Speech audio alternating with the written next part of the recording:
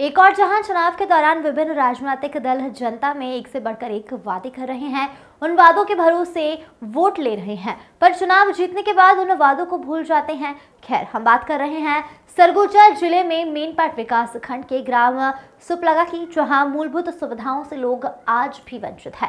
गांव में आज भी सड़क, पानी, स्वास्थ्य और शिक्षा का अभाव है। सड़क के अभाव में ग्रामीण आज भी उबड़-खाबड़ रास्तों में नदी पार कर आवागमन कर रहे हैं। दरअसल गांव से मुख्य सड़क के बीच एक नदी बहती है, जिस पर पुलिया निर्माणाधीन है, पर वह लगभग 2 वर्ष बीत जाने के उपरांत भी पूर्ण नहीं हो पाया है, जिस कारण यदि किसी की तबीयत बारिश के मौसम में खराब हो जाती है तो एम्बुलेंस भी गांव तक नहीं पहुंच पाती है। ग्रामीण झली के सहारे मरीज को नदी पार कराते हैं। वहीं गांव में आज भी शुद्ध पेयजल की समस्या है। स्वास्थ्य संबंधित समस्याओं के निराकरण के लिए ग्रामीणों को 10 किलोमीटर दूर कमलेश्वरपुर जाना पड़ता है, जिससे गांव के ग्रामीण वर्तमान विधायक से नाराज नजर आ रहे हैं। बहरहाल इस विधानसभा चुनाव के बाद इस गांव की किस्मत बदलती है या नहीं, यह तो आने वाला वक्त ही बताएगा।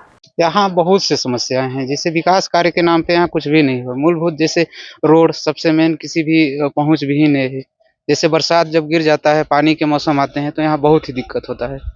और बच्चों को जैसे कहीं जाना है, स्कूल हुआ, स्वास्थ्य हुआ, कुछ भी सुविधाएं यहाँ उपलब्ध नहीं हो पाता है रोड के कारण। तो किस तरह से लेके जाते हैं? अब जैसे कभी पानी अगर ज़्यादा है तो वहाँ रुक जाते हैं, पानी का वेट करते हैं जब से नदी बहाव कम हो जाता है, इसके बाद में कोई भी व्यवस्था करते हैं अपना। तो वैकल्पिक व्यवस्था किस तरह से करते हैं नदी पार करने के लिए? नदी पार करने के लिए जैसे जो कमजोर है, बुजुर्ग है, उसको 2-3 आदमी मिलके या फिर कोई भी झेलगी वगैरह या कुछ भी अपना जुगाड़ बना करके पार करते हैं। तो इस तरह की समस्या है कि जिला प्रशासन और यहाँ के स्थानीय नेता लोग ध्यान क्यों नहीं दे रहे? कई बार हम लोग अवगत कराते हो गया है। जैसे विधायक जी हैं, विधायक जी पहले शुरू बने थे तो उस समय वो खुदे डायरिया हुआ था, 17-18 लोगों का मौत हुआ था, उस समय खुदे पार होके आए थे। लेकिन वो 2-3 बार हो गया बनते हुए, आज तक कुछ नहीं हुआ है यहाँ। तो क्या बोलना चाहेंगे आप? विधानसभा का चुनाव भी है, विकास कार्य को भी आप जिस तरह से बता रहे हैं, तो क्या लगता है आप? अब विधायक जी का मेरे को लगता है जाना तय है, काहे कि इतने दिनों से जैसा का तैसा पड़ा हुआ है स्थिति।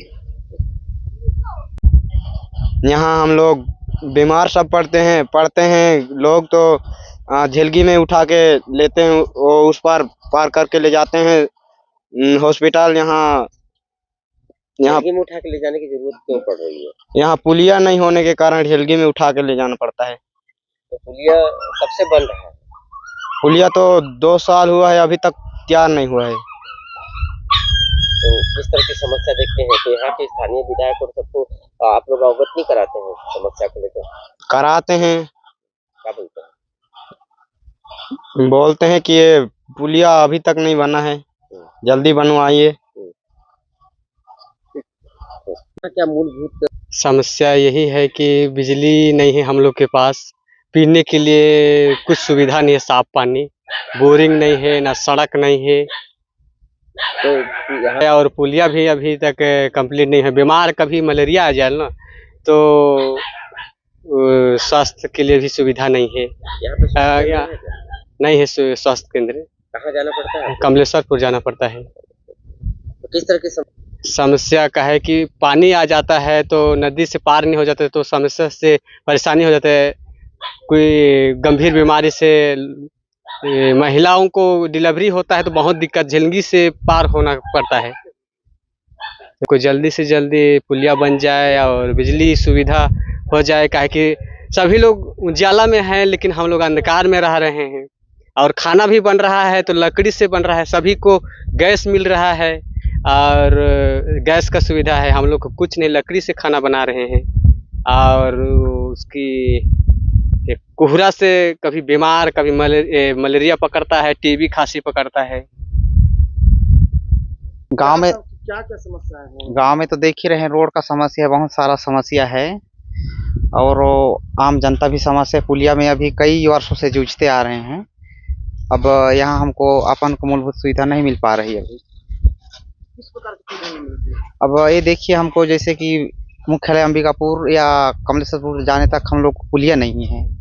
क्या है कि इसके वजह से हमारा विकास अभी रुका हुआ है। तो जब बीमारी और किसी इसमें देखिए कि अपन व्यवस्था लेते हैं, जैसे झेलगी या खाट में पार करके गाड़ी तक पहुंचाया जाता है मरीज को। तो यहाँ के जो इन क्या आप ये लोग उन तक सूचना नहीं पहुंचा पाते? इनको कई बार ज्ञापन दे चुके हैं, लेकिन उनको अभी तक कुछ ध्यान ही नहीं आता। जब चुनाव होता है तभी घोषणा करते हैं कि करा देंगे, आज होगा कल होगा, ऐसे करते वो लोग अपने बहाना मारते निकल जाते हैं। यहाँ पे विधानसभा, यहाँ पे अभी वर्तमान में वही अमरजीत भगत जी हैं। तो उनके विकास कार्यों को लेकर कितना संतुष्ट है? विकास कार्य तो जहाँ कुछ हुआ है, लेकिन बहुत कुछ बाकी रह गया है।